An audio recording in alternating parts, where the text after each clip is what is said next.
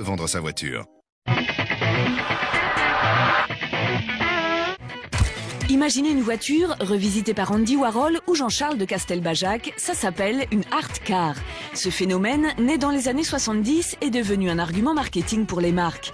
Découvrez pourquoi art et automobile s'inspirent mutuellement. Pour comprendre comment travaillent les artistes, nous avons rencontré la peintre Françoise Nielly dans son atelier en région parisienne. C'est elle qui a réalisé cette art car sur la base du concept Survolt de Citroën.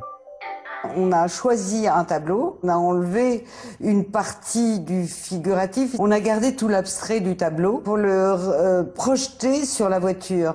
On tenait à garder la carrosserie intacte tout en lui laissant les contrastes. Mais quel est l'intérêt pour une marque de réaliser une art car? Réponse avec un designer. C'est plutôt une idée de communication. Le travail de Françoise Nielly, là, en tout cas dans le cadre de Survolt, nous a intéressés parce que c'était de l'énergie pure. C'était une façon de parler d'énergie. La voiture était plutôt typée électrique. Surtout, designer et artistes s'inspirent mutuellement. Nous, en tant que designer, on est un peu des éponges de l'air du temps et de tout ce qui nous environne. Donc en fait, on est toujours inspiré aussi bien par le graphe dans le métro que par une œuvre dans un musée. À la fois objet de communication et création originale, les art cars magnifient l'automobile. Ils la font entrer dans les galeries d'art et permettent aux constructeurs d'associer leur image et celle d'artistes